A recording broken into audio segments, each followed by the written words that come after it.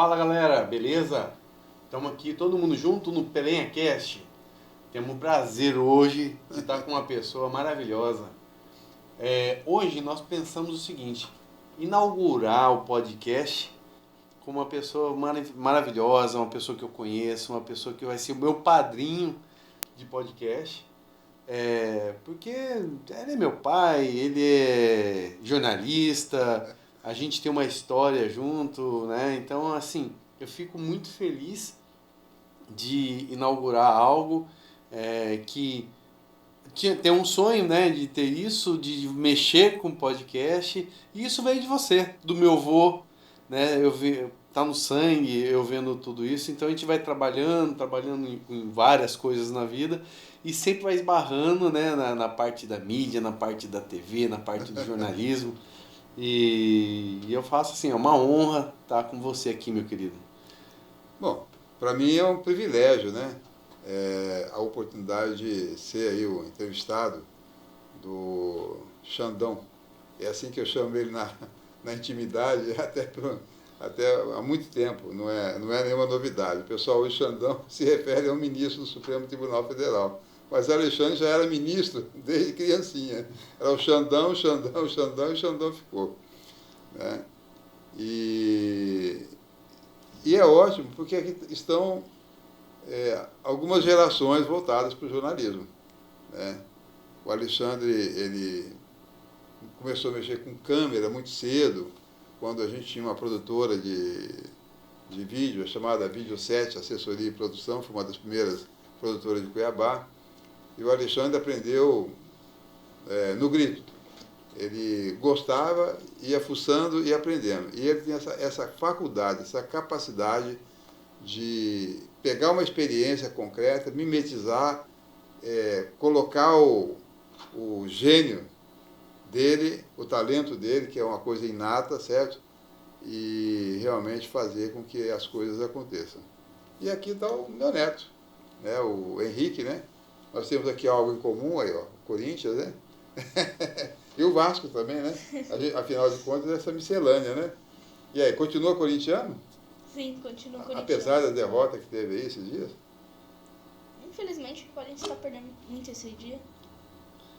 Bom, Acontece. Futebol, o bom do futebol é a imprevisibilidade dele, né? E, de repente, o Cuiabá vai ganhar do Corinthians. Cuiabá, o Misto, sei lá, qualquer um deles aí. Operário, de repente ressurge das cinzas, né? É verdade. Mas aí, voltando à nossa abordagem do jornalismo, isso aí teve sempre do sangue na família. Começou com meu pai, Eudorindo Perenha, o nome artístico dele era o Birajara Lemos, foi vinculado a grandes nomes da televisão, começou na Rádio Nacional em São Paulo, depois passou pela TV Excelsior e, quando era para ir para o Rio de Janeiro, na TV Rio de Janeiro, ele acabou optando por voltar para o interior de São Paulo. E foi ele que praticamente me deu as primeiras letras do jornalismo. Eu admirava muito o trabalho dele, certo? Mas eu descobri essa vocação tardiamente, talvez até com o Alexandre. Isso sempre existiu na massa do sangue, estava ali, né? E, de repente, há um momento na vida que essas coisas vão aflorando, né? E eu fico muito feliz com esse dia e pelo privilégio de ter sido o primeiro convidado seu aqui para o podcast. E para o Perenha Cast, né? Perenha, nosso sobrenome, poxa, nós estamos nessa há muito tempo. É um nome tão complicado que eu acho que ele vai se tornar popular. Mas você sabe que é até engraçado, né?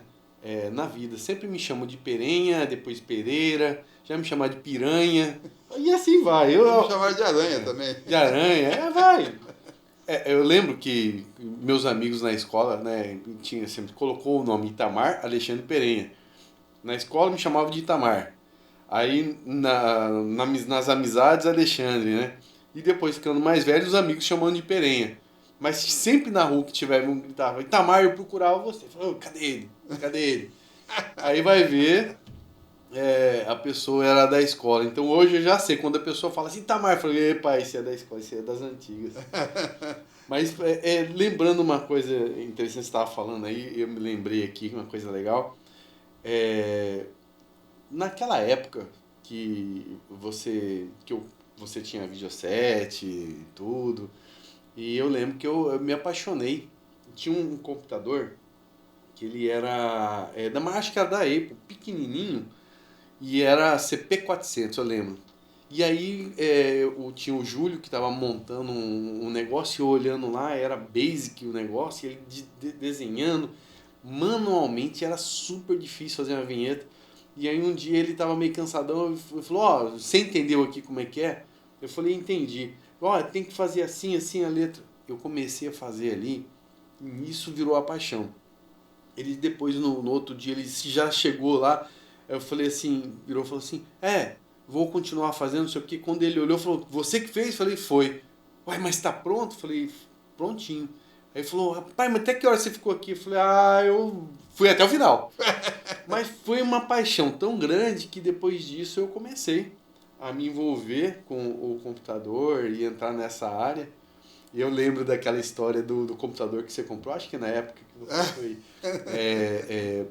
candidato, né? Deputado, né? Foi deputado? Não, eu fui candidato a Foi deputado. em 79, né, que você saiu. É. Mas eu lembro que uma vez você saiu e você comprou um computador que era para fazer a parte Era um Doc cadastro. X. Era um CCE MC5000XT. Isso. Nunca esqueço. Porque você sempre falava assim, olha, eu deixei de comprar o Monza para comprar esse computador. E um dia eu lembro que eu tava com esse computador todo desmanchado lá em cima da minha cama. Quando você viu, você ficou doidinho. Você olhou ali e falou assim, meu Deus! Eu lembro que a mãe falou, calma que ele vai conseguir rodar de volta. Não, mas essa curiosidade, esse espírito seu sempre foi algo muito característico, muito próprio de você, né? E a gente como pai, assim, tem coisa que você não pode reprimir no filho, né? Principalmente quando é a questão da criatividade, né? E coisas também que seus filhos têm, paixões que seus filhos também têm, estão herdando de você, a gente percebe. E essa curiosidade por computador, por máquinas, por tudo isso, te deu uma sensibilidade muito grande para fazer imagens, para você... Hoje você fala, vamos dizer, tecnicamente de diversas coisas vinculadas ao jornalismo, que eu fui aprender em universidade. No entanto, o conceito já está arraigado na sua cabeça. Então, você, vamos dizer, é um aprendizado, vamos dizer, pela intuição.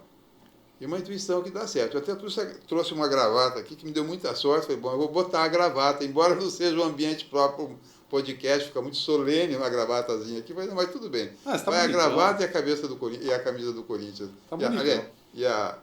Pode ir, vamos ver. Coloca o boné, vamos ver como é que fica. Bom, aqui... Isso aqui é presente dos meus netos. Um barato, você de gravata, né? Uma camisinha branca, brilhante e um boné do Corinthians. Isso aí. Corinthians, Isso aqui é herança familiar também, né? Tá chique. Os pracinhas da web, né? Pois é. Então, eu acho que isso aí é uma experiência. Eu acho que essa linguagem do podcast... ela também é algo intuitiva, e aqui a gente está na espontaneidade conversando, né? Sim. Eu tenho a impressão que é essa linguagem que seduz o público. É verdade. Porque quem é vamos dizer, o que é a reportagem aquilo que você provê, as informações do cotidiano. O podcast, ele é uma linguagem que eu penso, na minha opinião, né? Pelo que eu vejo, ele vem se popularizando, né? E, como tudo, eu acredito que vai se segmentar, vai ter aqueles voltados para determinados temas, e aí o processo de busca vai se tornar menos difuso e mais concertado, vamos dizer assim, naquilo que serve para a orientação do podcast, né? Pai, eu sempre vi assim a TV, porque... convivi, desde a época que você estava na Globo, né? Então eu estava junto. Foi uma fase gostosa, né? Eu ver tudo isso acontecendo, desde os equipamentos, quando eu ficava perambulando lá na Rede Globo, na Centro-América, e aí eu lembro que eu ia para o estúdio, eu ia para cá, eu ia para lá, então eu estava acostumado com cabo, equipamentos, com a didática do pessoal, e eu nunca esqueço aquele que você sempre falava, 1, 2, 3, gravando. Parecia um tratorzinho. Isso aí é uma coisa que eu nunca conseguiria fazer, né? Porque, é assim, eu sou meio despachado, sou meio tranquilão. E você tem uma cabeça que você conseguia gravar, seguir um roteiro, que isso é super difícil. Que eu falo assim, os jornalistas, eles têm um diferencial, porque isso é um potencial fantástico. Claro, algo que você fica lá. Eu lembro que você ficava treinando. Mas Porque naquele natural. momento que você entrava ao vivo e você entrava naquela situação, você já entrava assim, preparado porque daí eu viesse. Você já estava preparado para as perguntas, preparado para as respostas. Então, assim, eu vejo podcast algo que vai bem mais tranquilo, né? Mas esse 1, 2, 3 gravando pra mim, olha, dá até arrepio aqui. Eu tô vendo aí, mano. Não, mas era assim, quando a gente começou o jornalismo, assim, a gente usava as câmeras de 16 milímetros, né? O Vitor lembra disso aí. Eu acho que... Então, nessas câmeras de 16 milímetros, você não podia errar muito, porque era celulose. E o Jair Jurado e o Coca era que editavam. Então, você não podia errar. Então, era quase como se fosse algo ensaiado e teatral, para você poder dar tempo de chegar com as fitas, editar na televisão e jogar no telecine. Esse era o método primitivo. Depois, quando chegou o Matic, que já foi na sua idade e que você Sim. começou a ver a introdução daqueles equipamentos lá, aquilo realmente foi um fascínio, né? E quando chegaram as câmeras Ikegami, que era o top da época, ninguém mais... Uma Ikegami não faz hoje o que uma câmera dessa faz, em termos de tecnologia. Uhum. Mas era o que se tinha de top na época, em matéria de qualidade de imagem e de reprodução. E você sempre foi muito, muito curioso, né? E eu acho que essa curiosidade é típica do jornalismo. Eu acho que isso vem. Meu pai era curioso. Eu era curioso. Né? Seus filhos são curiosos. Então, Um fato engraçado, eu lembro que ficava a pessoa lá na edição, né? E aquelas máquinas pesadonas, né? E o trem ia na edição, eu lembro disso aí. E eu lembro que um dia o cara, um funcionário da TV lá, vocês estavam gravando, ele estava mexendo lá, não sei o que, ele levantou. Rapaz, eu bati num botão daqueles caras, tudo botãozinho piscando, né? E eu bati no botão pra ouvir o tec-tec, o trem tec-tec, vai pra cá e vai pra lá. Eu apertava, o trem não parava. Fiquei quieto, daqui a pouco o cara voltou, olhou, eita, perdi tudo que eu fiz. Eu falei, meu Deus, o que eu fiz? Mas você vê como que era naquela época. Aí eu lembro que eu sentei do lado dele lá, fiquei até com dó, ele foi fazendo, e tudo de novo, ele mexendo, regravando. Era uma assim, põe fita, tira fita. Era um negócio cabuloso ela mesmo. 58-50, né? Ela tinha uma rec e tinha uma play. Então, aí você tinha que ajustar. Ela retornava 5 segundos, ajustava, vamos dizer, os frames, né, que é aquela, vamos dizer, a foto, né, praticamente, é o quadro, né, daquela, e depois ela fazia aqui na reprodução exatamente a mesma conexão. Então, o editor era a pessoa de imagem, era a pessoa que lia o off, quer dizer, o texto, né, e a gravação que o jornalista fazia, e reproduzia aquela história. Era como se fosse uma peça, vamos dizer, era um excerto, vamos dizer, de cinema, né, de uma película, certo? Em pouco tempo, em menos tempo, e trazendo, vamos dizer, a notícia. Então, a gente observava muito, vou fazer a reportagem, por exemplo, uma reportagem de 1 hora, 2 horas que você ficava na rua ou acompanhava uma sessão na Assembleia Legislativa, você tinha que transformar aquilo lá vamos dizer, 1 minuto e meio, 2 minutos, você fazer com que a pessoa tivesse uma ideia do que aconteceu naquilo lá. Então, havia uma conexão muito forte entre o repórter, que era a pessoa que tratava do conteúdo, né? E o cinegrafista, que era a pessoa que tinha que associar a imagem, aquilo que estava acontecendo, com aquilo que você já tinha no processo, vamos dizer, vamos chamar assim, de gestação daquilo que seria o produto Você final. criava na sua cabeça como se fosse um cenário, eu lembro, né? Que aí você escrevia, você falava com a pessoa editor lá e ele ia montando. É que nem você falou, é incrível, né? Você gravar 2, 3 horas e lá transformar isso em 1 minuto. Então você tinha que roteirizar. Era roteirizado. Difícil, né? E era ainda manual, ainda a gente fazia o roteiro manual. Depois vieram aquelas máquinas que dava para você pegar e jogar para o teleponto, né? Então já você escrevia a cabeça da matéria, depois escrevia os roteiros, você associava as imagens e aquilo já ficava pré-editado. Então você tinha um roteiro, porque o jornal também tinha que ter uma duração, né? Uhum.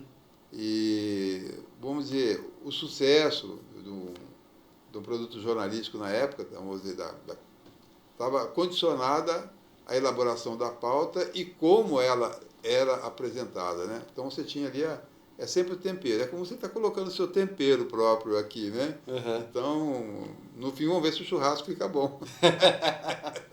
Agora uma coisa legal, voltando mais ainda no tempo, eu lembro lá em Araçatuba, que a gente ia num jornal, não lembro o nome desse jornal, que tinha umas máquinas de ferro, pesadona.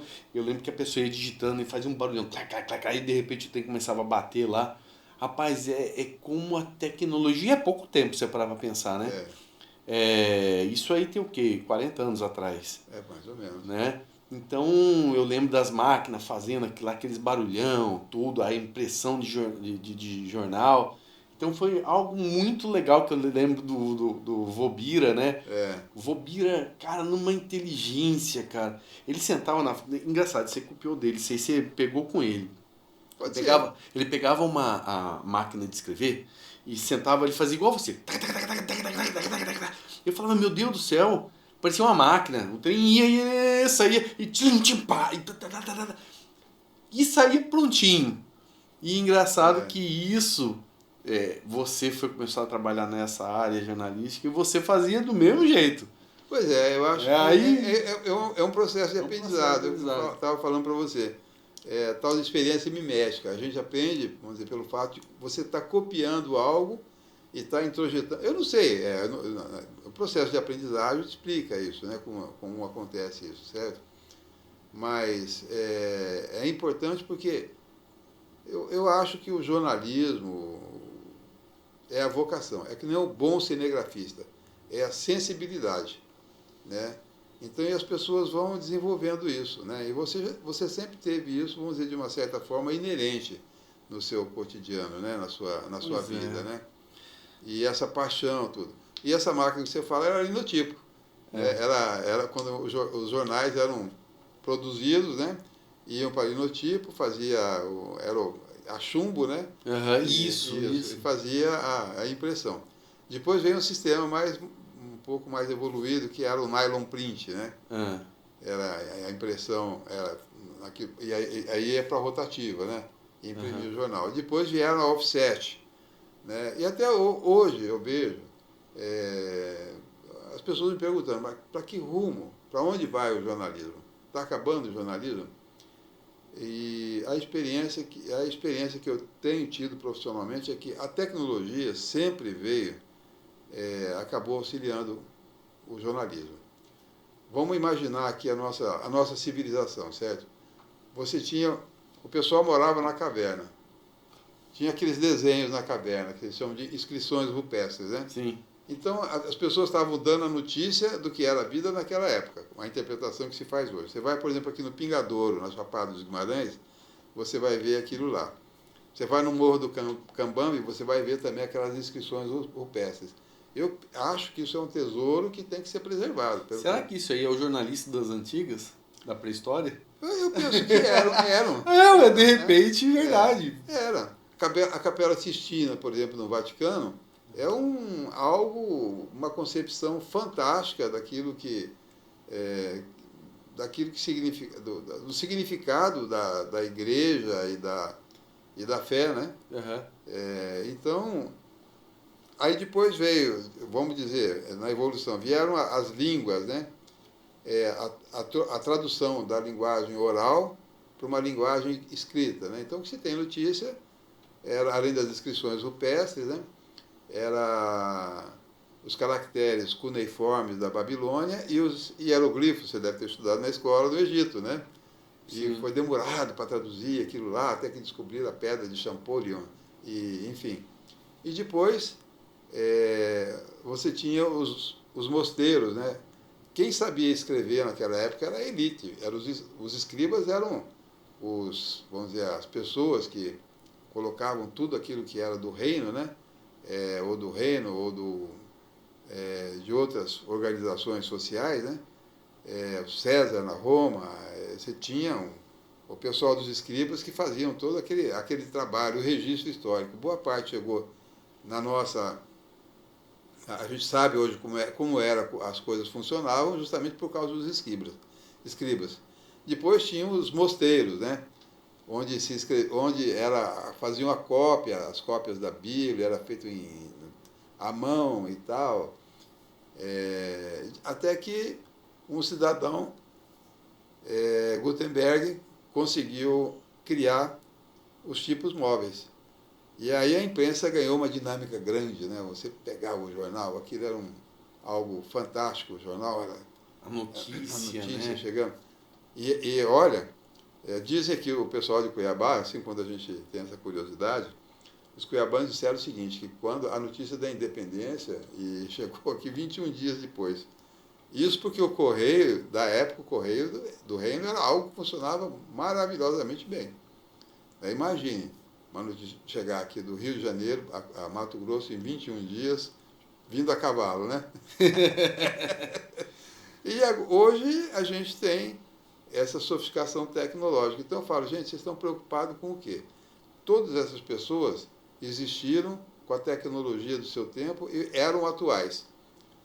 Hoje, a gente está falando aqui, esse conteúdo entra na internet, daqui a pouco as pessoas estão sabendo, comentando, está gerando... Se espalha mundo afora? Mundo afora, a gente não tem ideia do alcance que acaba tendo algo disso, e a sociedade está se transformando. E a comunicação e o jornalismo, ele vai se transformar. Eu falo, olha, a gente tem que estar, para fazer jornalismo, a gente tem que estar sempre aprendendo. Né? E aprender é algo que você tem para a vida toda. E aprendendo é como você. Né? Você está aprendendo de uma forma extremamente rica, né? Porque tudo isso aqui foi criado, imaginado, vamos dizer, houve algo platônico aí, né? O sonho, aquelas coisas, e hoje você está colocando, vou dizer, fazendo emergindo, né? Sim. Com tudo aquilo que você tinha de sensações em relação ao jornalismo, aquilo que já estava impregnado em você, e para você chegar nesse estágio. Então eu me sinto muito feliz e tenho certeza que vocês vão encontrar o caminho do podcast, a forma de chegar a um bom público e ter sucesso. E sucesso é fazer o que gosta. Sim. E compartilhar com as pessoas aquilo que você gosta, e que elas acabam se identificando com isso. Então não é algo tão... O grande objetivo que eu penso, né? Você chega... Eu já estou assim, meio século, 50 anos, né? E aí você vai chegando numa conclusão na sua vida que é o seguinte: você trabalha, você vai vencendo, você vai montando empresas, você vai evoluindo, vamos dizer, tanto financeiramente como tudo. Ali na frente você para e pensa, mas peraí, o que eu posso deixar de bom para a humanidade? Então, o meu objetivo hoje de podcast, tudo, é trazer informações, trazer situações onde eu posso ajudar as pessoas, né? É um jornalismo informativo, tudo. Mas assim, me deu uma vontade de trazer mesmo isso para as pessoas, trazer às vezes informações de pessoas que têm um conhecimento básico, às vezes uma pessoa que tem uma oficina mecânica, um empresário que está ali, mas aquilo que ele conhece serve para vários, né? E que essas coisas, elas são muito importantes. Então, assim, isso é tudo até ligado ao jornalismo, né? Você percebe que o jornalismo, ele informa, ele também instrui, e ele vai criando isso aí. E isso foi, assim, me levando a uma situação que eu falei, não, eu preciso fazer alguma coisa eu sou inquieto, né? Então, assim... Eu conheço. Eu sei como que é. Então eu mexo com uma coisa, vou mexendo com outra. Mas eu tenho essas paixões. Eu tenho minha paixão pela tecnologia, pelo sistema, programação. Tanto que desenvolver software foi sempre um tesão na minha vida. Quando eu conheci o painel de LED, eu montei a SOLED, aí eu fiquei apaixonado. Falei, nossa, olha só. Então eu tô assim, realizando sonhos, né? Então os painéis de LED, criar uma rede aonde eu vejo que empresários, eles precisam também o quê? Fomentar suas empresas. Então eu estou criando uma rede de painéis de LED, estou criando algo que para levar informação, levar o jornalismo, para levar situações para os empresários, para as empresas crescerem também. Então, assim, é um trabalho que eu estou fazendo que eu acho que ali na frente, eu colher o fruto para mim é ver as pessoas tendo uma sensação de, poxa, meu negócio tá fluindo, faço parte disso, entendeu? Então, assim, para mim é uma evolução. E aí eu fico feliz. E eu imagino, você... Hoje, eu tô com 50 anos, né? Você trabalhando até hoje. Eu sou um jovem de 74. Você trabalhando até hoje, fazendo todo esse trabalho. Tá aí, ó, como presidente do sindicato de jornalistas. Isso aí, pra mim, eu falo assim, nossa, meu pai... É que a gente vê, né? Pai é sempre o... Como é que fala? O He-Man, é o Fortão. Nosso herói, né? Bom, então, assim... É legal eu ver, até hoje, você ativo, trabalhando, isso aí sabe, é o que eu estou seguindo. Mas eu gosto, meu pai trabalhou até os últimos tempos da vida, ele não parou de trabalhar. E você tocou numa questão aí, você vê, você falou da sua evolução e da sua trajetória pessoal. E me lembra uma conversa que eu estava tendo com alguns amigos e tal, etc. O pessoal... nós precisamos, o pessoal muito preocupado, né? O que a gente vai deixar para os nossos filhos? O que é que a gente vai deixar para os nossos netos? E aquela discussão parecia uma discussão bizantina, estéril, né? Aí eu falei, eu não sei por que vocês estão preocupados com isso. A minha preocupação é deixar filhos melhores para o mundo, porque eles vão fazer um mundo melhor. Eu não posso pretender fazer o mundo ideal. A minha pretensão é tentar fazer filhos melhores para o mundo. Não sei se acertei muito, errei muito. E eu acho que... Acho que você acertou. Obrigado. Eu sou o resultado. Pois é. Então tá, autoelogio, tá bom. Olha o resultado ali, olha o resultado aí. Pois é. Então, toda modéstia, né? Toda modéstia, né? Então, mas eu vejo isso assim como algo... as gerações futuras sempre vão ser melhores do que nós. Eu penso assim. Porque é que nem você vê uma criança hoje, né? Eu vejo meus netos, eles sabem mexer com o celular muito melhor do que eu. Eu fico às vezes apanhando, falo, que troça aqui, mas que é isso? E tento, e não... Quando vejo... Ontem à noite a filha da Vanessa chega, a Maria, ela já praticamente edita no celular. É uma coisa impressionante. Então, parece que eles já nasceram, estão vindo de alguma dimensão, já preparados para essa tecnologia, que eu estou aqui apanhando para aprender. Aí você olha isso, você assusta, né? Fala a verdade. Você fala assim, meu Deus, o que é isso? Eu para fazer isso, eu nem imagino como que faz. Mas a dinâmica da tecnologia, ela é muito veloz. Eu também vejo meus filhos nessa dinâmica, nesse conhecimento, nessa forma de lidar com a tecnologia de uma forma simplificada. É que é engraçado, são visões, né? São os posicionamentos de cada um. Você tem um posicionamento que você olha aquilo que você fala assim, te assusta, né? Fala assim, meu Deus, isso aí é difícil, não sei o quê. Aí uma criança vai lá e mexe e resolve na hora, rapidamente faz. Aí você fica assim assustado, mas não é a dinâmica.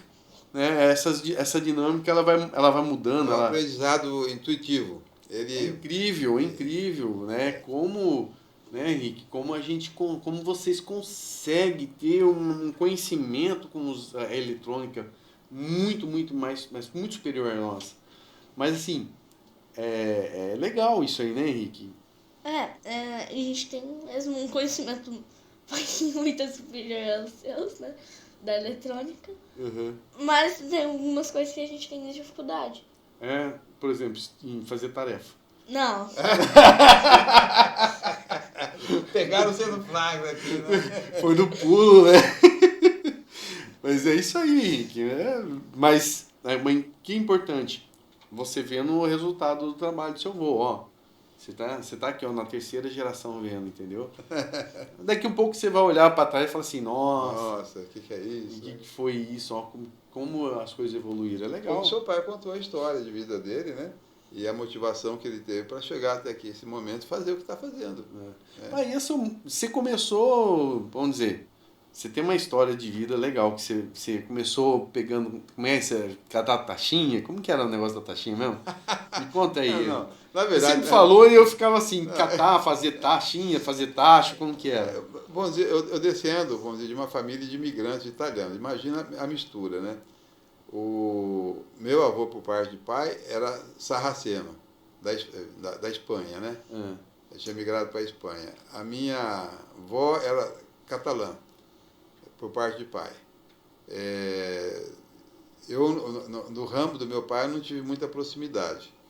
Mas do ramo do meu avô veio da Calábria. Minha avó veio de Alepo, na Síria. Né? Caramba, nós somos uma mistura, uma né? Mistura, né? Então, meu avô era um calabrês de 2 metros de altura. Bom, imaginava ele com muito mais, né? Depois eu fui reduzindo a altura dele, né? Uma munheca, mão grandona. Isso aí Você lembra do vô Morelli? Meu Deus, o vô ele era um monstro. É. Um cara maravilhoso, tudo, mas ele era um monte forte. Ele mexia com mecânica, né? O que era, mecânico ou hidráulico? Ele era encanador e mexia com motores elétricos, né? Uhum. Ele que me ensinou a fazer rolamento, enrolar bobina para consertar motor, tinha que contar quantas espiras dava. Eu falava, meu avô é um mágico. É uma coisa que, de repente, acho que o Henrique pode estar pensando nisso, meu avô é um mágico, né? E eu aprendi aquilo lá. E ele, assim, a filosofia dele em relação ao trabalho era que é muito interessante. E ele não deixava, como criança, a gente fazer ficar muito tempo parado, né? Ainda mais eu que era arteiro, mas eu sei que igual você, mais ou menos assim, né? Mesmo. Eu não sei, pai, eu vejo as histórias assim da família, né? Que você fazia coisas terríveis. Eu percebo, eu lembro das conversas. Realmente tinha essas Você pegava um tio nosso, eu lembro do tio, né? Coitado, ele teve um problema, né? Teve paralisia infantil. Tudo. Aí eu lembro que me falava que você botava ele na cadeira de roda e saía andando, aí se despachava ele nas descidas. Ele gostava. Fazia uma... Bom, depois eu conto a sua parte. Então conta! Não, você... Não tem problema não, você tá aqui de boa. Passamos na casa do vô, né? Ele te deu bastante rolimã. Eu lembro. Você chegou em Corumbá, você montou um carrinho de rolimã. E aí, mas eu não sabia como é que estava o freio daquilo lá. E tinha lá na... Caramba, eu copiei você, verdade. A Avenida de la Mar tinha uma saída para o porto, onde atracavam as embarcações, lá do Estaleiro Miguel, Escafe, tudo. Onde boa parte do transporte daquela ocasião ainda era feito pela via hidroviária, né? E aí você botava a Vanessa, a sua irmã... Ela era num... Você deu um jipinho de ferro do exército. Eu botava ela no jipe e eu sentava no carrinho de rolemã para fazer racha. E ela devia ter uns 3 anos de idade. 4 anos de idade, uma coisa assim. Pai, a gente descia, era uma descidona, indo para a direção do rio. Pois é, e o pessoal fala, mas que é isso? Eu era capitão na época. Que é isso, capitão? Esses moleques podem cair lá dentro do rio Paraguai, como que vai fazer? Porque ali tinha o canal do Tamengo, o rio Paraguai, e vocês... Aí eu sei que dava lá um cavalo de pau Sim, sabe o que ela falava lá embaixo pra mim? Ela olhava pra mim, eu olhava pra cara dela e falava assim, meu Deus, coitada da minha irmã, né? Ela olhava assim, toda cara assim, séria, assim, falava assim, de novo! Pois é, mas eu fiquei sabendo por terceiro depois, né? Mas o meu avô, assim, da taxinha, meu avô tinha o Torelli, também era italiano, que tinha vindo para lá para Presidente Venceslau, né? Mas o que era a taxinha? A taxinha era para fazer sapato. Ah. E o meu avô, como eu era um moleque muito arteiro, então eu ia para a escola e aí o que esse moleque vai fazer? Vai também ter que trabalhar, né? E eu gostava de dar meu chapéu também, né? Me lembro que o meu avô uma vez mandou, ele plantava uva branca e essa uva Niágara, né? E tinha que cuidar do parreiral, né? E tinha que fazer a poda da uva para ela encher e ficar uma uva bonita, né? E ele tá, mas você poda aí, ó. Eu vou podar. Aquilo lá vai cantando. Aí foi assim, eu podei a parte externa toda, onde ele olhava. Passava e olhava, ficou boa a poda aí. Quando uma tia minha foi colher as uvas, estavam muito pequenas, elas não encheram, não cresceram. Primeiros cachos. Meu avô olhou assim para mim, aquele olhar assim, falei, meu Deus do céu, estou liquidado. Se der um pé da orelha aqui, eu vou sair assim, capotando, né? Aí ele pegou e falou assim, não, ele sentou, botou a escadinha, e aquilo eu fiquei a tarde inteira, clac, clac, clac, aquilo, chegava a tesoura, aqui ficava, vai, seu arteiro. Tinha um objetivo, que era para as uvas nascer certinho. Eu sei, mas eu queria ir para a rua. Entendi. Então era danado, ele, não, vai trabalhar, então tinha... Mas assim, eu também deixei de cortar as uvas, né? Muita vez na minha vida. E aí o Torelli, ele falou, bom, vou mandar o Itamar para a sapataria. Né? Ele não deixava. Aí eu fui trabalhar com esse Torelli. E tinha os caras que faziam sapato, né? Eles eram... Então eles botavam um monte de taxinha aqui assim na boca, para pegar, tinha a bigornazinha, onde eles colocavam ali tirava a medida, a forma e tal. E a parte de baixo do sapato. A sola do sapato. E aí eles iam e pegavam a taxinha. Aí eu falava, eu ainda quero fazer isso, né?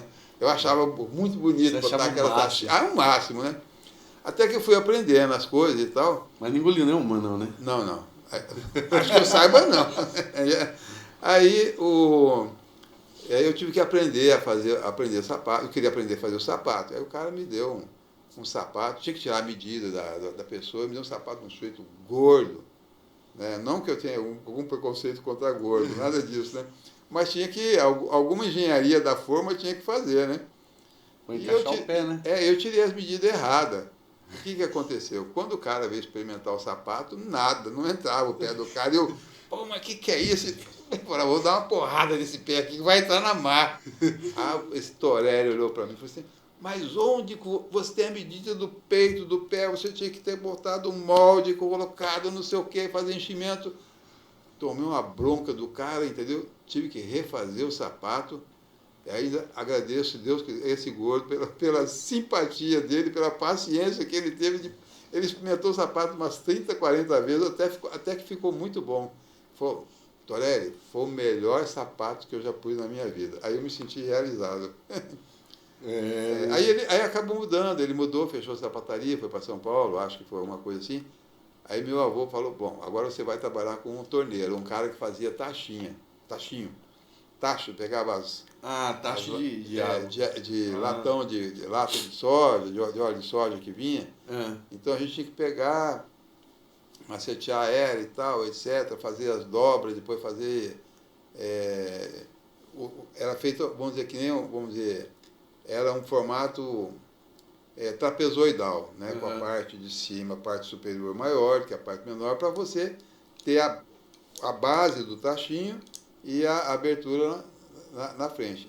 E aquilo, eu era doido para aprender a fazer aquilo lá, certo? Que é isso, né? Mas eu vendia bem o tachinho, eu vendia bastante tachinho. E ele não queria perder o vendedor, mas também não queria me ensinar muito, né?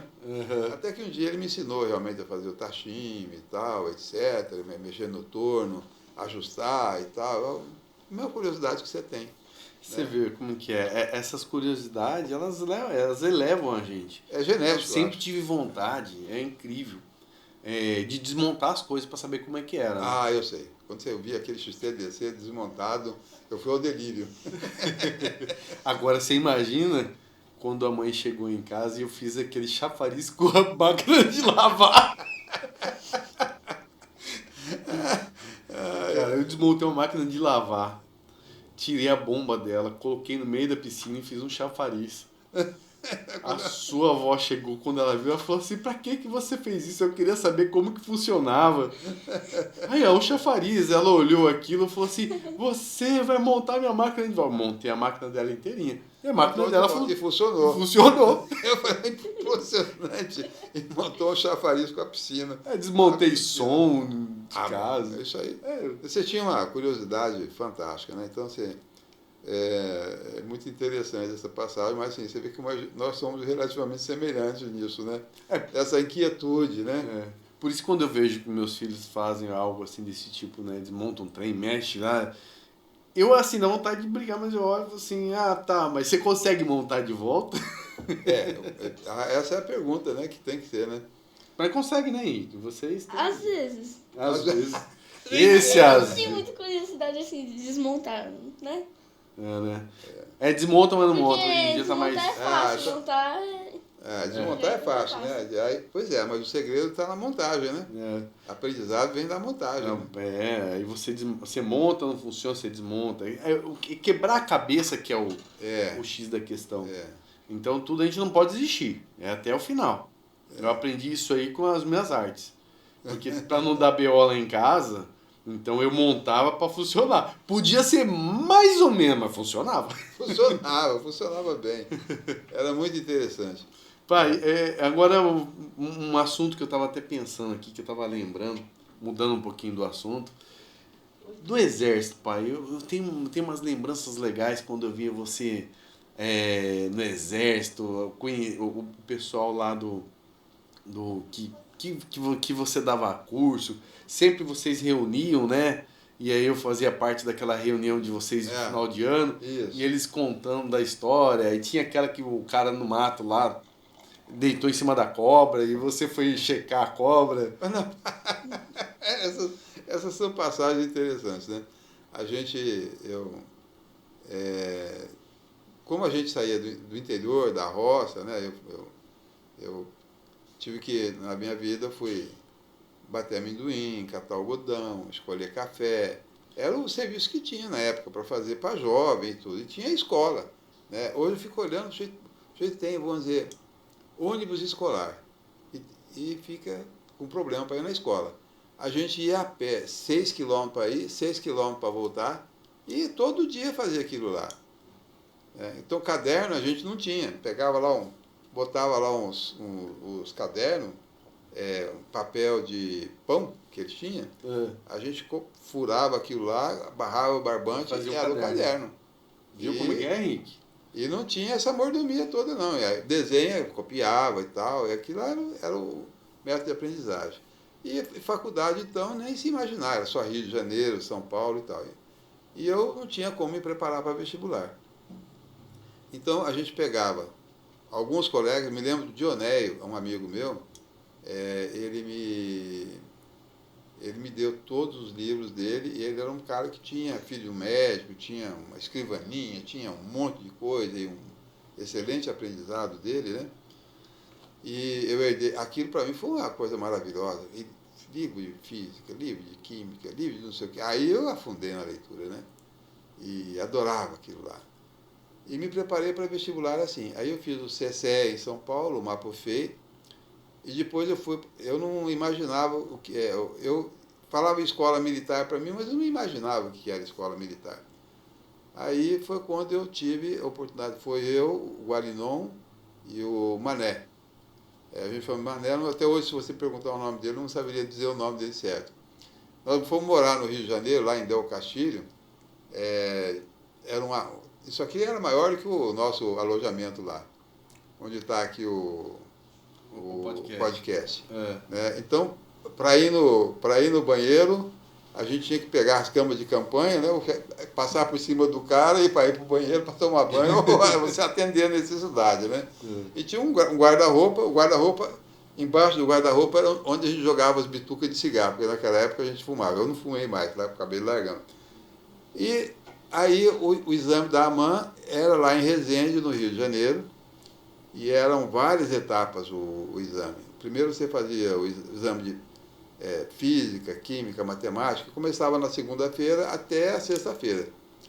E chegaram lá, eu fui escalado para fazer o exame lá, podia fazer em outras unidades militares, mas a mais próxima era a AMAN. E eu fui lá, eu fiquei até a sexta-feira. A última prova era a prova de geometria descritiva. Eles davam transferidor, compasso, não sei o que e tal. Você tinha que resolver os problemas de geometria descritiva ali.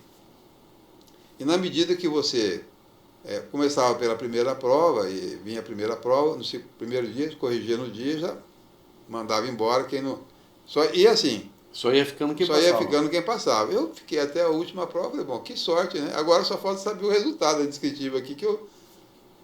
Mas aí ele falou, pode ir embora que a gente manda o telegrama e passar. Aí já, se fosse bem, já mandava o telegrama e a passagem para ir para a academia e fazer a outra parte da prova. Aí eu já estava trabalhando numa condição melhor, saí de servente de pedreiro, fui trabalhar numa prefeitura, que meu pai me ensinou a datilografar, né? E aí eu estava, quando chegou o telegrama, vem fazer o exame médico. Aí você já ficou meio assim. Fazer o exame médico. Primeiro eu fiquei feliz, porque, puxa vida, foi aprovado, né? E aí eu devo também muito a um professor de educação física que eu tinha no colégio, Instituto Manuel de Educação Bento da Cruz, lá de Araçatuba. Ele chamava Aristeu Dantas. Eu corria bem, tinha um bom preparo físico, mas eu não sabia pular em altura e nem em extensão. Então eu vinha com aquela baita velocidade, o salto me saía. Você tinha que atingir determinados padrões. Aí ele me ensinou. Não, é que você está saltando, dando muita impulsão e saltando para frente. Não, você tem que saltar para cima. Aí você mira mais ou menos esse ponto, aí você vai cair. Rapaz, para mim foi um achado, né? E depois São técnicas, né? E as outras técnicas foi do salto em altura. Né? Que era o que eu tinha mais dificuldade. Eu achava que não ia ter, porque tinha que ter um mínimo de desempenho naquilo lá, certo? Aí ele me preparou para o exame físico, passei no exame físico e depois no psicotécnico. E aí eu entrei para o Exército. E o que me levou... Aí você entrou como o que no Exército? Era cabo? Não, era o quê? Era cadete. Cadete. Cadete. Aí já era para... Qual que é a diferença de cabo para cadete? Até hoje eu não sei qual que é.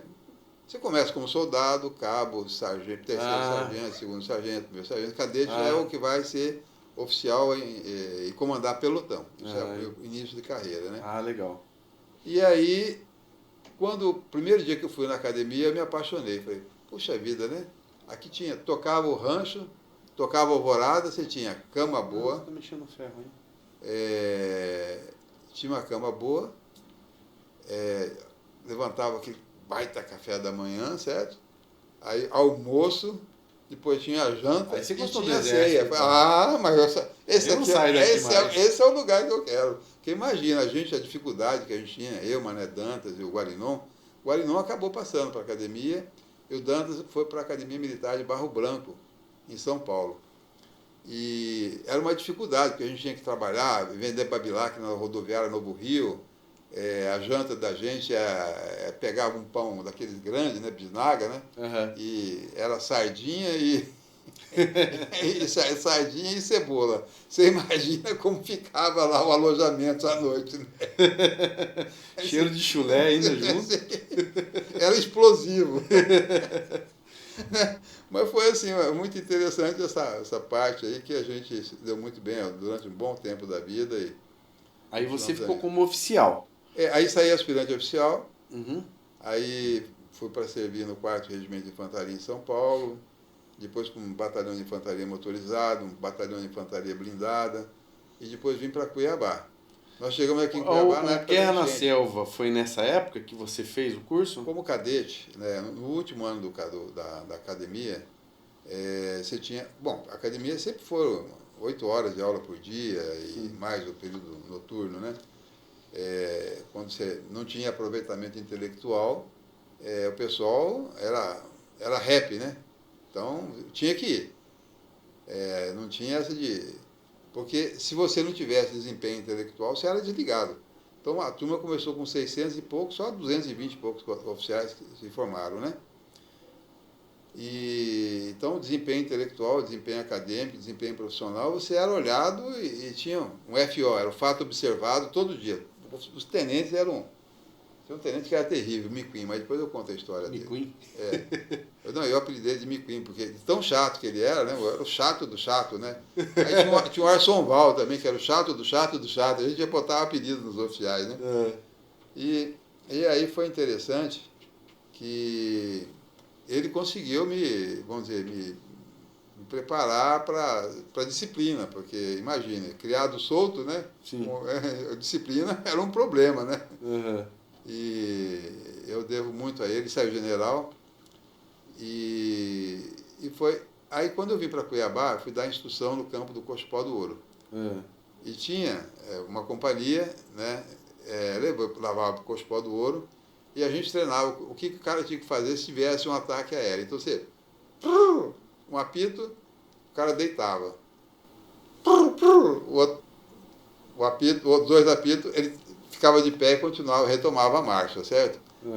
Aí, um belo dia, eu estava treinando isso aí, a companhia deitou, um cara, de repente, pulou assim para cima. E aí, quem mandou ficar de pé, soldado? E ele... Falei, o que será que houve, né? Quando eu olho, estava lá a Cascavel enrolada, né? Eu falei, sargento Maciel, sargento, vai lá ver se essa cobra está inteira. Machucou a cobra ainda. Vê se não machucou a cobra. O pessoal falava assim, cara, porque a gente pegava as cobras para mandar para o Butantã e tal, etc. Então, na verdade, assim, se a gente valorizasse muito, ele ficasse assustado, a cobra podia dar, aí ia dar um bote nele. Né? Então o pessoal falava, pô, esse tenente, eu era o primeiro, esse tenente é escroto pra caramba, onde já se viu ele ficar preocupado com a cobra. Eu lembro de uma dessas reuniões, dessas festas, os caras falando que você botava os caras pra subir em cima de um armário, subir não sei, cuspindo uma lâmpada. Que história que era essa? Não, era também tinha... Era arremesso de cuspe em distância. Olha, eu vou falar pra você, viu? Eu lembro que você mandava o cara fazer também com um palito de fósforo, né? E ele contar uma quadra, né? Pois é. Aí nunca batia, né? Não batia. Nunca dava certo. Então ele sempre, como não conferia com o ano passado, ele fazia tudo de novo. Mas é assim, era uma forma divertida, não era humilhação. Tem que ter uma diferença, isso não é diferente. Era como para a pessoa que vinha do mundo civil entender. Para pegar a disciplina. Então, o cara que rodava pneu também, aquelas coisas, mas não era com o intuito de humilhar, enfim, a gente tratava o soldado de forma respeitosa, mas olha, você vai ter que medir isso aqui com essa quadra. O cara, tudo bem, eu vou fazer. Mas é com palito de fósforo. O cara passava o tarde inteiro ali. Medido com palito de fósforo. Chegava com o resultado, 2 milhões. 2.132 mil. Você vai começar de novo, porque não bateu com o ano passado. Mas, na verdade, não tinha nada a ver, né? Então, eram coisas que a gente... Era uma forma de... São coisas que hoje eu vejo assim, acho que eu não estou errado. O exército mudou muito. Não, mudou. Eu acho Não é como antigamente. Até assim, falo, nem você sempre falou para mim, eu perdi muito amigo nas instruções, né? Que morreram, tudo. Né? Bom, isso era normal na academia militar, nós perdemos vários colegas. Porque assim, mudou muito. Acho que também tem a tecnologia que hoje protege muito mais, tudo, né? Muita coisa mudou. Então aí estava, vamos dizer, no último ano, todo mundo tinha que sair. Paraquedista, ia para Manaus, fazia o curso de guerra na selva, eram os estágios, né, de instrução especializada. Então não tinha, todo mundo tinha que passar por essas experiências, né? E a gente também era tratado meio de forma... eu me lembro, ia saltar de paraquedas, tinha o troféu cueca de plástico, né? Porque era o pessoal que... Porque subiu no avião, não tinha jeito. Você só tem onde sair pela porta. Uma hora de Aqui pular o acabou. paraquedas, nossa. E quem confere o paraquedas e quem está na frente é a pessoa que está atrás, é que vai conferir tudo, ver se está enganchado direitinho e tal. É o salto manicaca, né? Então tem que ter uma confiança e. Exato. Né? Todo mundo confiava muito um no outro, porque dá um espírito de corpo, aquela coesão, né, imensa, né? E isso foi uma experiência interessante. E tinha o pessoal que de repente chegava e queria dar aquela travada na porta, era o pessoal que ia levar o troféu da cueca de plástico, né? É. Mas era uma cerimônia muito nobre, o cara. Esse deu uma travadinha na porta, tá aqui a cerimônia de entrega da cueca de plástico pro cara. Mas não era desmoralizante, não. Isso aí Sim. era para... Mas chegava o cara travar, você tem que empurrar ele? Ou não precisava? Eu nunca vi, mas eu já soube de caso que... O cara ia cair, Ia. que nem doido. Viada da puta! Não era assim, o cara saía assim, mãe! Nessa hora, né? Chama até a mãe, né? Aí o pessoal falava, aqui é onde o filho chora e a mãe não vê. Nossa, eu vou falar pra você, era loucura, né? E a gente, quando terminou o estágio de Guerra na Selva, foi interessante, né? A gente passou 8 dias de fome, não sei o quê, para ir num lugar onde tinha caído no avião da Paner. Mas olha, a gente pensa que a Amazônia é plana e não é tão plana assim, né? Ali passa o Igarapé, sobe o Igarapé, vai para Socavão, e vai, enfim. E você vai desidratando. Uhum. Alguns daquele cinto NA chegava até a ficar branco de tanto sal que a pessoa perdia, né? Nossa. E essa patrulha nesse avião da Paner que tinha se acidentado era a última prova, né? E quando a gente voltava desse estágio de fome, você tinha que se virar e sobreviver com o que você pegasse, né?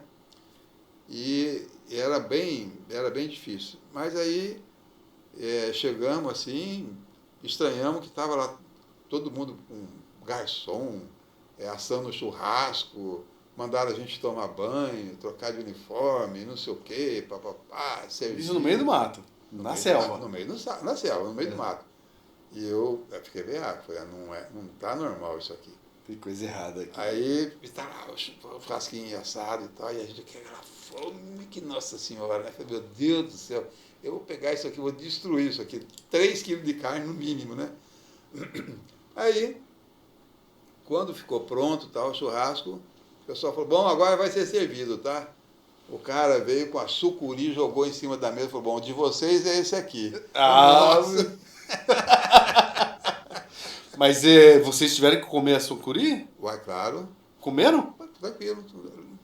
E aí, a carne é boa? Gostosa? É tipo sushi, né? Comeu cru, né? Não, mas ela foi até dar foi tentando amassar ela, mas ela ficou que nem um chiclete, entendeu? Mas a fome era tanta que foi um chiclete gostoso. Uma chiclete gostoso.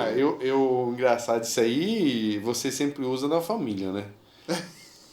A gente ia almoçar, ombro arma, não sei o quê, atacar. Olha o rancho. Sempre, filho de militar, é assim que a gente via. E às vezes a gente ia comer um negócio, meio que reclamava. Rapaz, eu já fui pro meio do mato, comi sucuri.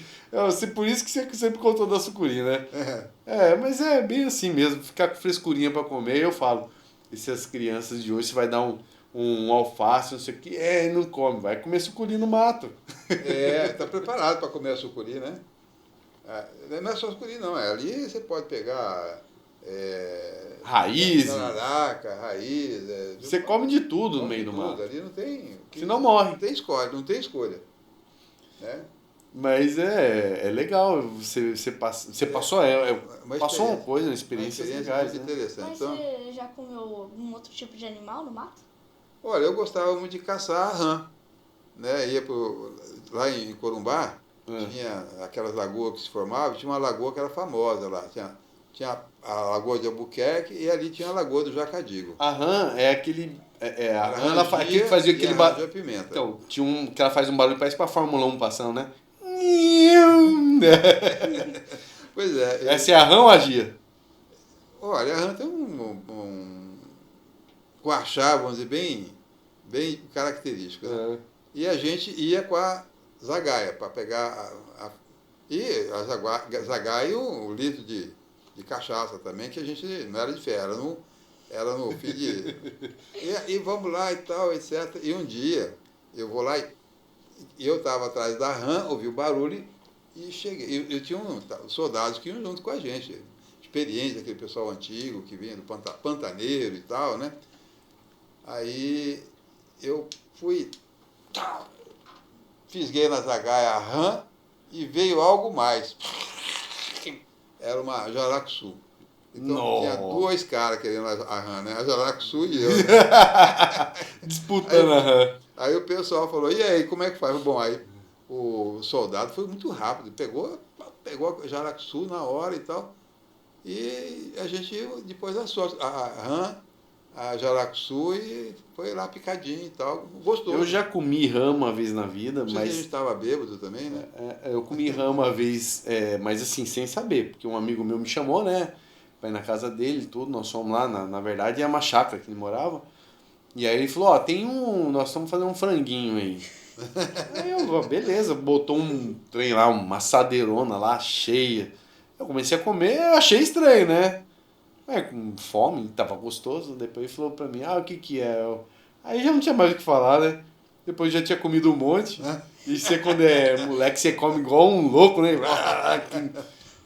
Depois que eu vi aquele monte de rã lá, aqueles que corta, limpa, né? Eu olhei e falei, é esse aí que você comeu? Eu falei, mentira. E tava gostoso, mas eu nunca na minha vida ia imaginar que ia comer uma rã. Pois é, mas assim, eu considero o Exército, para mim foi uma bela experiência, um aprendizado é muito bom.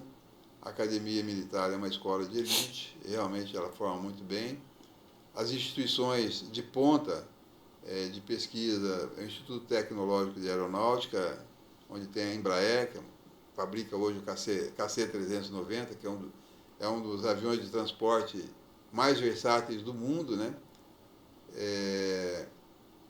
O Instituto Militar de Engenharia, que tem praticamente toda a tecnologia para engenharia nuclear e para a produção de equipamentos pesados, né, no CLEP, lá em Resende, o desenvolvimento tecnológico de boa parte da Ilha do Fundão aconteceu ali, enfim, experiência muito boa. Agora, óbvio que passamos por experiências, vamos dizer, um tanto quanto traumáticas dentro da vida nacional, né? Foi um período onde as liberdades democráticas efetivamente não existiram, ainda que eu sempre tento explicar para as pessoas assim, para entender, porque o Exército tem o pessoal de corpo de tropa, que eles falam, o trupier, né? Uhum. E você tinha o pessoal que era da comunidade de informações e essas informações elas não transpassavam determinados limites. Então, nem todo mundo sabia o que acontecia, vamos dizer, nos porões, a coisa que veio aparecer depois com a Comissão da Verdade, com essas coisas todas, esses episódios onde nem toda a força foi comprometida, né? E a gente tem colegas eu tive colega que teve, por exemplo, na fronteira, ali na Cabeça de Cachorro, ali na região da Amazônia, né, onde fronteira já com a Venezuela, né, e Colômbia, na fronteira com a Letícia e Tabatinga, que são cidades, Tabatinga no Brasil, Letícia na... Sim, o Exército é muito importante, né? Toda essa estrutura a gente conheceu. E você passava 2, 3 anos em cada lugar. Né? Lembra que você mudava muito, né? Sim. Então, é fruto de uma formação em que a pessoa tem que ter um conhecimento do Brasil. Então, assim, claro, as instituições têm virtudes e têm defeitos. As instituições, não. As instituições elas vão se aperfeiçoando, né? Os homens têm seus defeitos e, às vezes, conduzem mal. Então, a gente tem que olhar as coisas por esse aspecto e tocar para frente. O Brasil é uma grande nação. O nosso estado de Mato Grosso, quando a gente chegou aqui, isso aqui era só mato, né? Só mato. E a gente vê hoje um estado transformado. Um potencial. Muitas coisas precisam ser modificadas no estado, certo? Do ponto de vista social. Eu, particularmente, vejo algumas das questões como jornalista, eu pude viajar o estado todo, conhecer lá desde o Parque Nacional do Xingu, da tribo dos Camaiurás, Enenauê, Nauê, enfim, várias tribos e a gente, como jornalista, você passa a ter uma visão diferente, né? Então, quando a gente vê que boa parte da colonização de Mato Grosso também se deu com o extermínio dos índios, a gente tem que olhar e pensar o seguinte, quem é o grileiro de terra somos nós. Quem estava aqui em 1500, quando Cabral chegou aqui, eram os índios, né? Então, a gente dá delimitar essas reservas, eles terem os lugares onde viverem e viverem segundo os seus costumes, as suas crenças, as suas religiões.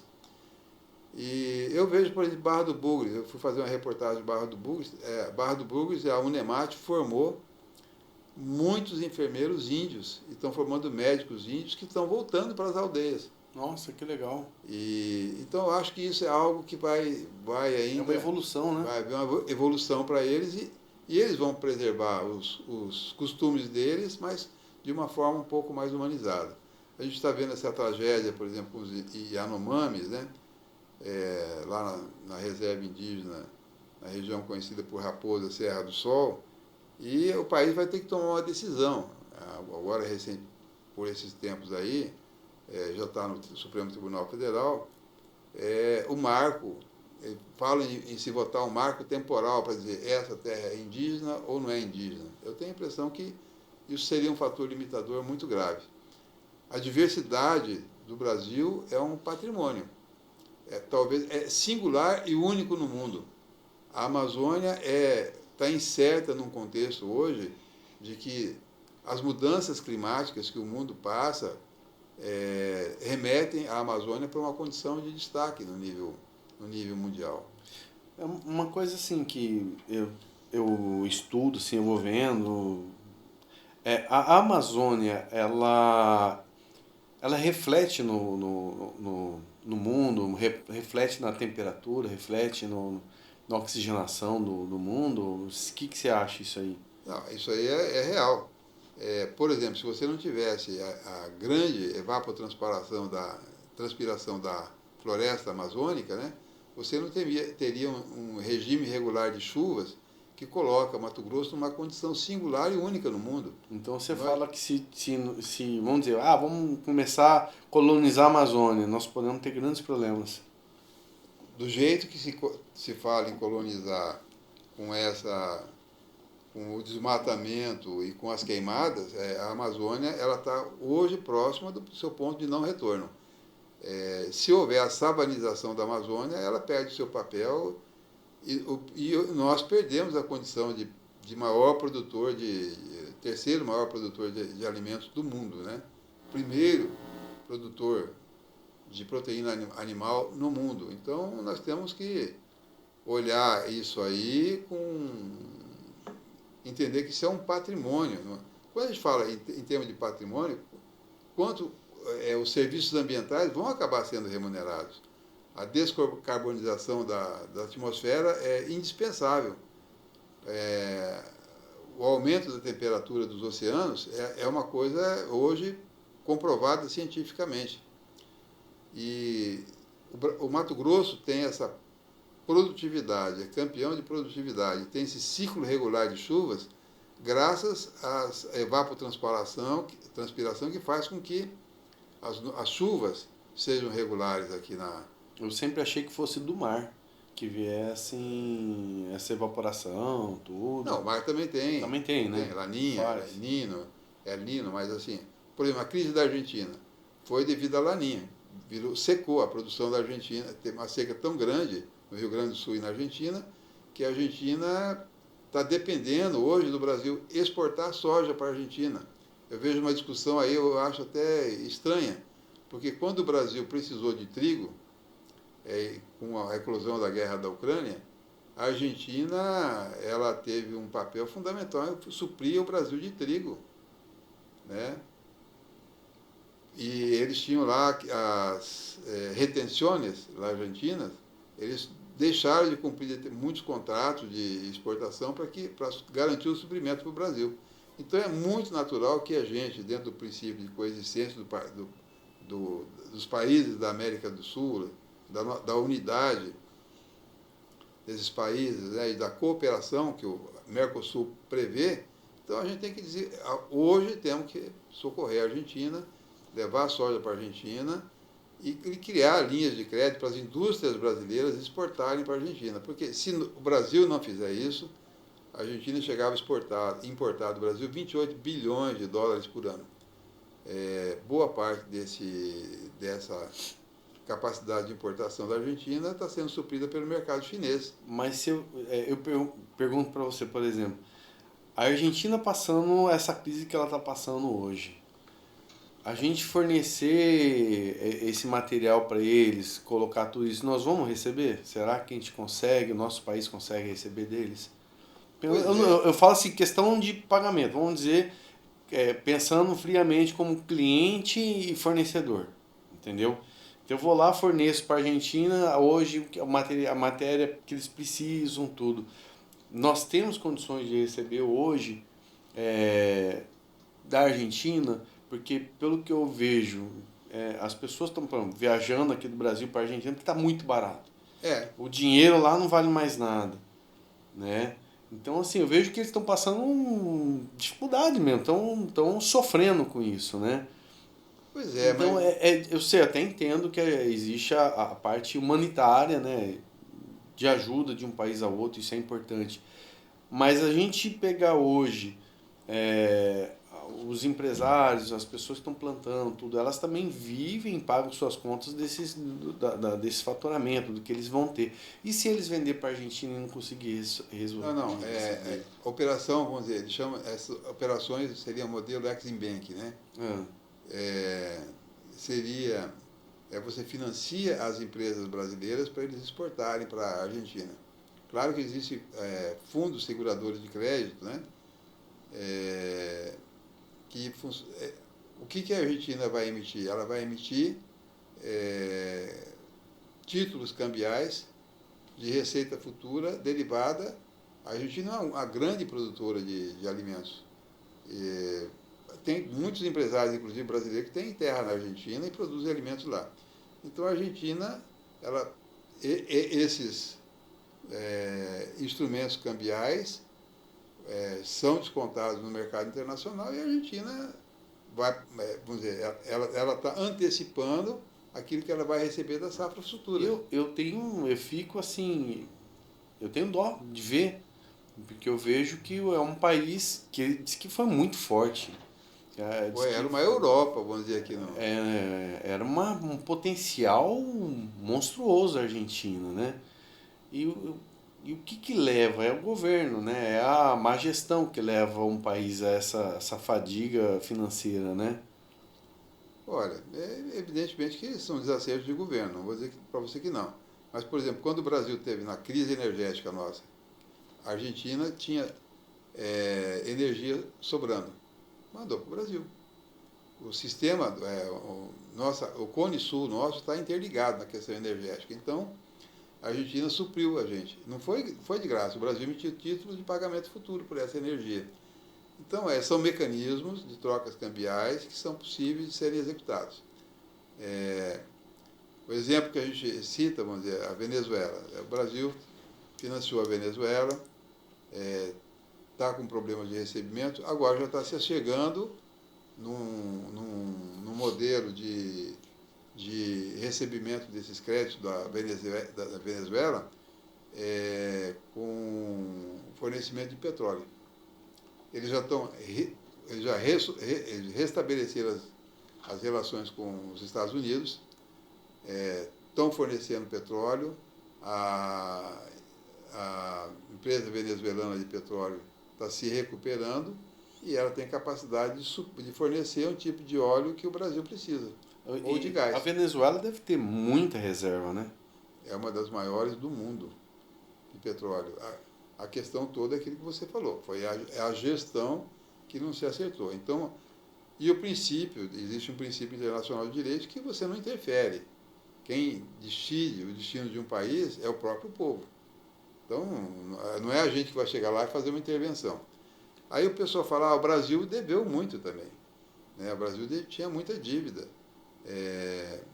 Depois, com o ciclo das commodities, começou lá por volta de 2002, no governo do Lula, mas o Brasil já vinha se arrumando desde o governo Fernando Henrique, com a implantação do Plano Real, certo? A gente não pode também ficar encafifado politicamente. Alguma herança boa desses governos passados nós tivemos. Do Fernando Henrique, eu me lembro particularmente, o Plano Real foi um plano que acabou com a hiperinflação que o Brasil tinha, que é o problema da Argentina hoje. Eu vejo o seguinte, eu vejo o que eu sempre vou analisando e vendo. O país nosso, ele é uma engrenagem, né? Por mais que você até mude os políticos, tudo que às vezes atrapalha muito a gestão, mas eu acho que é um mecanismo ali, as engrenagens elas vão trabalhando, vão girando, né?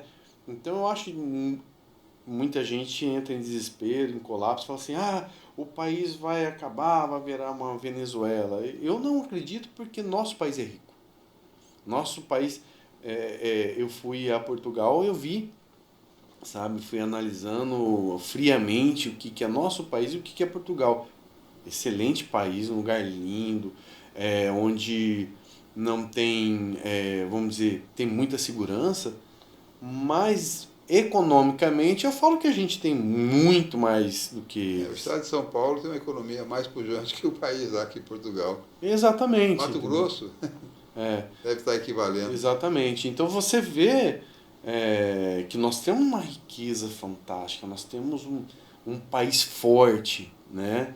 Eu acho que assim, se a gente devagarzinho ir trabalhando e acertar a gestão, nós vamos que vamos. Eu acho que o problema está assim, houve um processo no Brasil de criminalização da política, né? Eu não acho bom. E a política é você prover os bens comuns. Nós tivemos uma evolução quando se estabeleceram as democracias, etc. Claro que os povos também erram, né?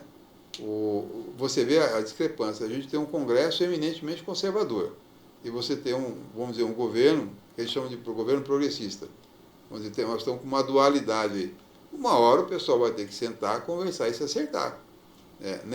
Não pode ser nem tudo de um lado, nem tudo do outro. Vai ter que encontrar um meio tempo. Então, isso é o diálogo. Né?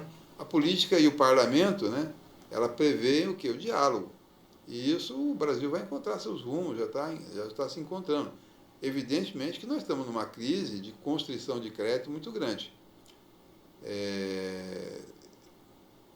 E isso foi agravado por episódios das americanas, quantas empresas que entraram em recuperação judicial, num nível extremamente, um nível elevado.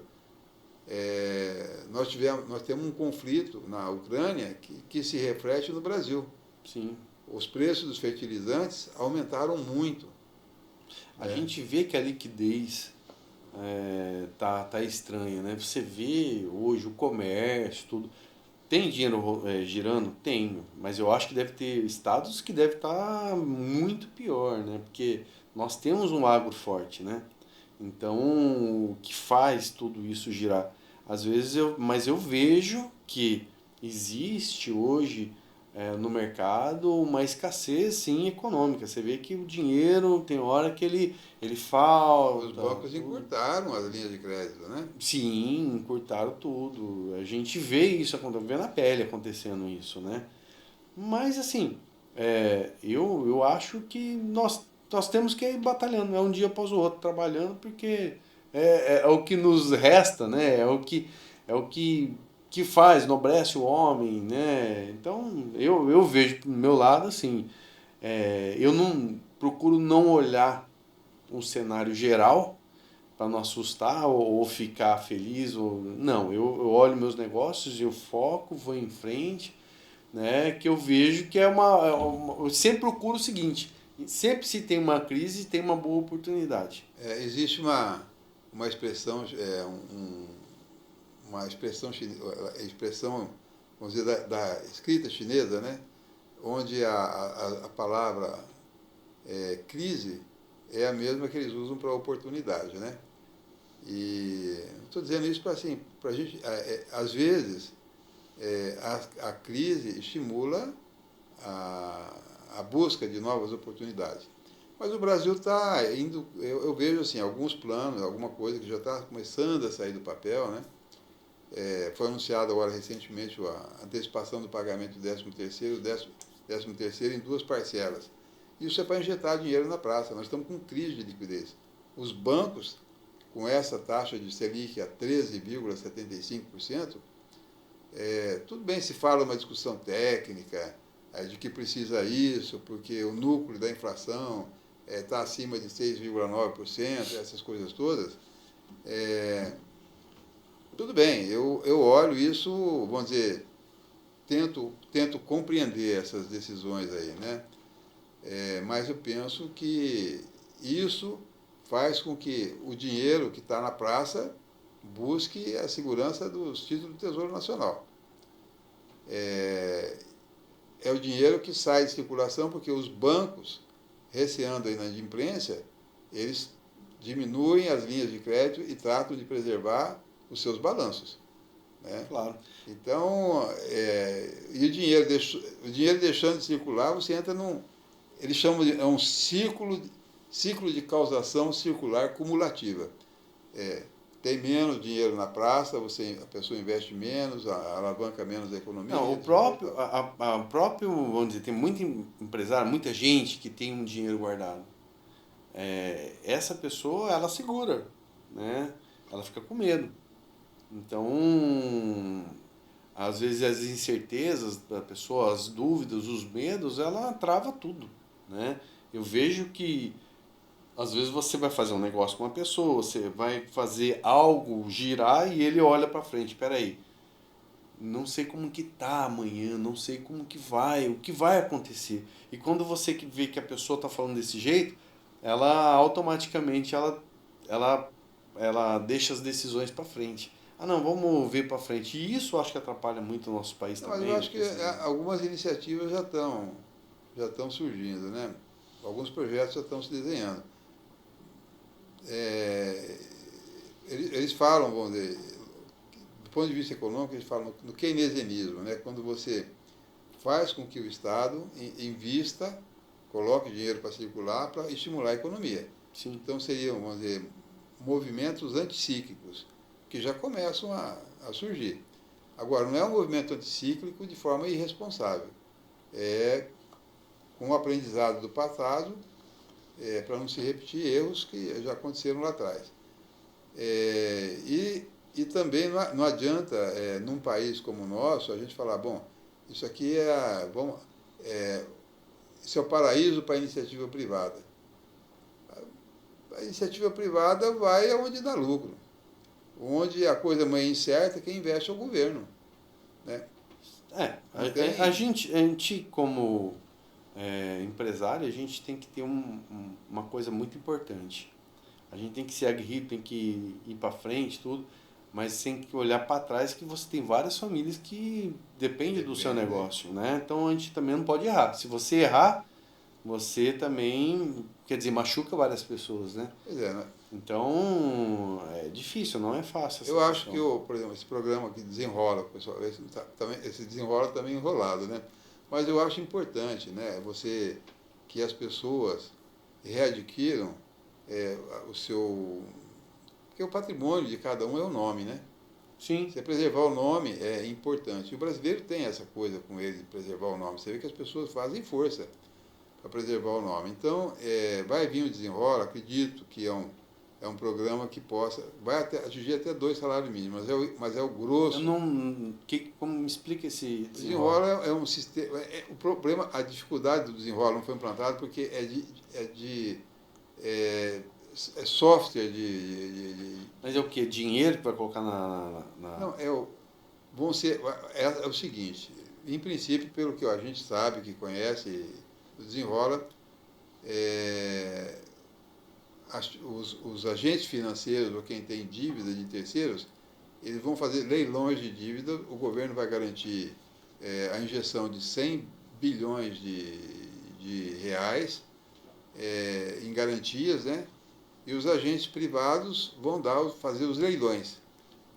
E esses leilões de dívida é que vão desenrolar, fazer com que o cara volte a ter o nome limpo e alguma capacidade de comprar. Isso precisa vir também com alguma educação financeira. O cara dizer, não vou enfiar o pé na jaca e gastar mais do que tem, né? Que geralmente para você, tem uma coisa engraçada, para você ganhar você tem que investir, né? Tem que investir. Não, e outra coisa, não é possível você ter taxa de cartão de crédito de 13% ao mês, né? 18% ao mês. Isso aí é uma... Isso é uma tática antiga, né? Porque assim, não mudou, né? Se isso aí você olha muitos anos atrás. É até engraçado quando você vai falar com algum agente financeiro e fala assim, mas os ruins, né? O bom paga pelo ruim, né? Mas se você parar para pensar, com essas taxas de juros tão absurdas também, vai ter sempre o ruim, o cara que não aguenta, né? Se você colocasse algo onde a pessoa ela consegue se desenrolar, né? Porque eu vejo assim, a pessoa vai lá, se enrola, usa um cartão de crédito, 10 mil reais o limite dele. Ele não conseguiu pagar, vai para 15, 20, fica insuportável. Aí suja a norma, arregaça tudo, faça um tempão e depois a financeira vem aqui e fala, não, vamos fazer, tira juro, tira isso. Mas eu acho que assim, seria muito melhor se as taxas fossem baixas, porque aí você não ia dar a situação da pessoa quebrar, para a pessoa arregaçar, né, o nome. Aí ela ia conseguir honrar, ia conseguir pagar. Porque aperto todo mundo passa. É normal. Às vezes você tem um problema na família, de saúde, tudo, você se aperta. Às vezes a pessoa que ganha um salário lá, X por mês, ela vive daquilo lá, tá com as contas dela em dia certinho, bateu um carro, quebrou, é um acidente. Ela teve que gastar para arrumar. E aí? Aí ela entra no cartão de crédito, aí a vida dela virou uma bola de neve. Aí eu acho que, não vou entrar muito nesse assunto, mas eu acho que se tivesse uma política onde o juro fosse bem menor, as operadoras iam ganhar, porque não deixa de ganhar, e as pessoas não iam se endividar, porque elas iam conseguir, porque ninguém quer ficar com o nome sujo, ninguém quer ficar arregaçado. O brasileiro tem essa característica, a gente não pode desacreditar no povo brasileiro. Agora, é óbvio que a economia está um tanto quanto travada, a gente está saindo de uma pandemia e de uma guerra, né? Então são dois fenômenos que não... A guerra está saindo mesmo? Continua a guerra na Ucrânia. Eu vejo a guerra algo estranho. Eu acho que... Eu não sei o que acontece ali. O pessoal todo mundo manteve uma situação de guerra onde não para, vai... São questões geopolíticas ali que ainda não estão bem equacionadas, né? Tinha um acordo de Minsk, de 2014, aquele conflito da Crimeia, né? Porque aqueles países todos só tem um grande porto para a saída do Mar Negro, que funciona o ano todo, né? Porque boa parte daqueles mares lá ficam congelados, boa parte do tempo, né? Você tem que ter, para ter fluxo de mercadoria, circulação de mercadoria, o porto da Crimeia é um porto estratégico. Era russo, as repúblicas soviéticas russas, elas se desfizeram de uma certa maneira, e algumas remanesceram, vamos dizer, conflitos, né?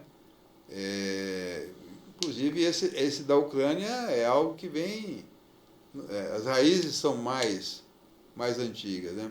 Claro que com o advento da ONU, depois da Segunda Guerra Mundial, e alguns princípios do direito internacional, quer dizer, você respeitar o território dos outros, né?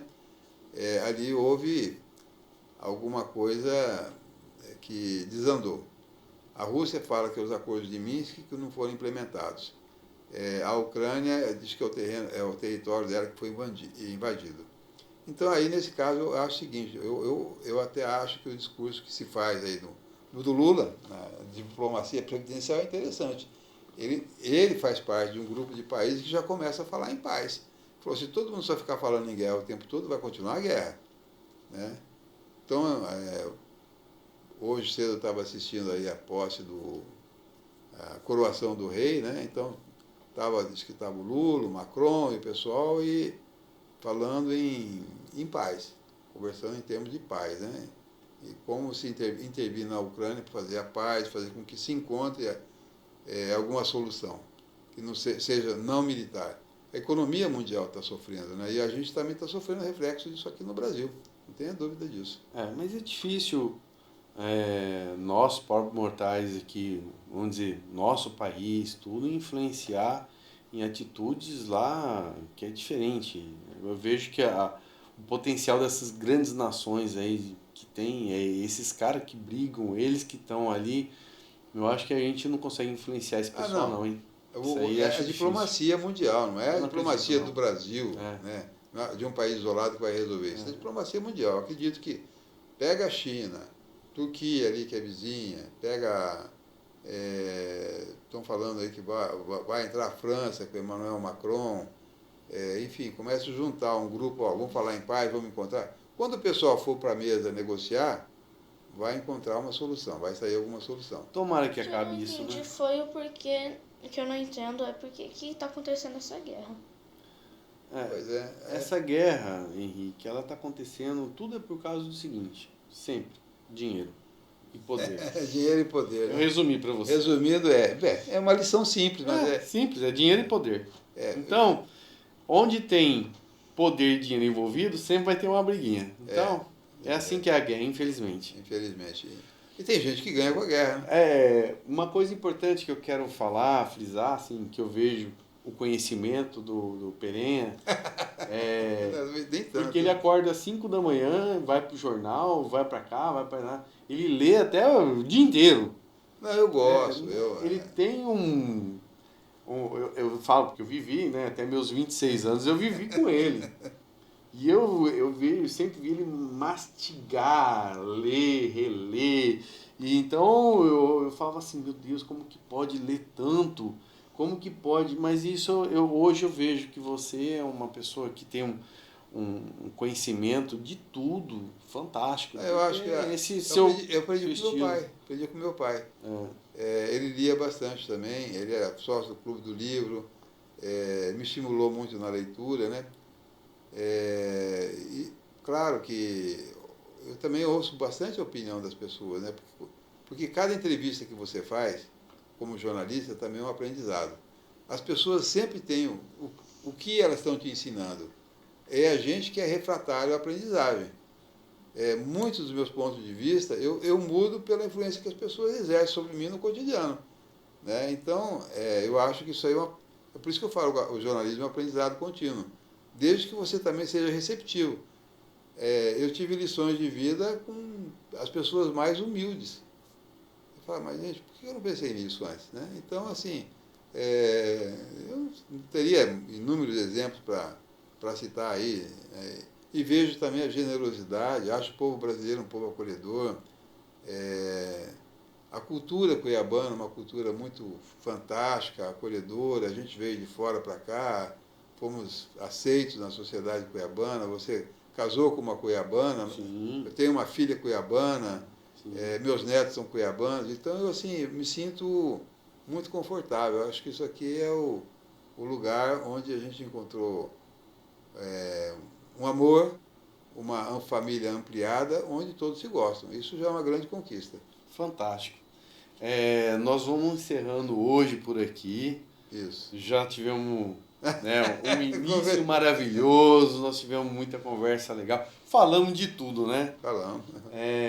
Assim, o que é importante, que eu quero deixar claro, que o nosso podcast é isso. Ele é um podcast onde a gente conversa de tudo, a gente traz as ideias, a gente coloca aqui. É claro que às vezes a gente fala demais, assim, né, dá uns cutucão, puxa daqui, puxa de lá, mas a grande vantagem é esse sentimento que você tem de repassar às pessoas, repassar a nação, a todo mundo, né, aquilo que é importante. Ela vê um posicionamento, ela tomar um posicionamento, ela assistir algo, ela gostar, ela se interessar, porque todo mundo tem a sua história, todo mundo tem o seu conhecimento. E o podcast do Perenha é isso aí. É onde as pessoas vão estar se mostrando, se colocando, se posicionando. e abrindo novos horizontes. Eu quero agradecer muito, meu querido pai. Obrigado, eu também estou aprendendo muito com você. Eu quero agradecer muito a essa oportunidade. Eu quero dizer que você é um jornalista fantástico, você tem seu espaço. Se você falar assim, olha, Alexandre, está na hora de eu colocar o meu podcast jornalístico aqui, eu acho fantástico. Os nossos estúdios aqui comporta muito trabalho, muita coisa muito legal. Bem feito, muito bem feito. Foi feito com carinho, né? Com o nosso operador Vanner, uma pessoa fantástica que está aí junto com a gente. Henrique, muito obrigado também. Vaninho tá? já é muito conhecido. Isso aí, estamos todo mundo junto. Então é isso aí, galera. O podcast Perenha fica por aqui. Siga a gente pelo Instagram, siga a gente pelo YouTube. Clique lá, faça parte não esqueça do sininho, né? E é isso aí, gente. Obrigado por tudo.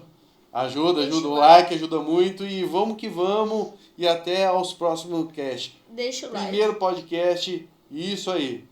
Fala, Vaninho. Isso aí. Tchauzinho pra todo mundo. Aí, tchauzinho, tchau, galera. Um abraço. Um abraço a todos aí. Foi um privilégio. Valeu, Abraço a todos, tchau. deixa o like.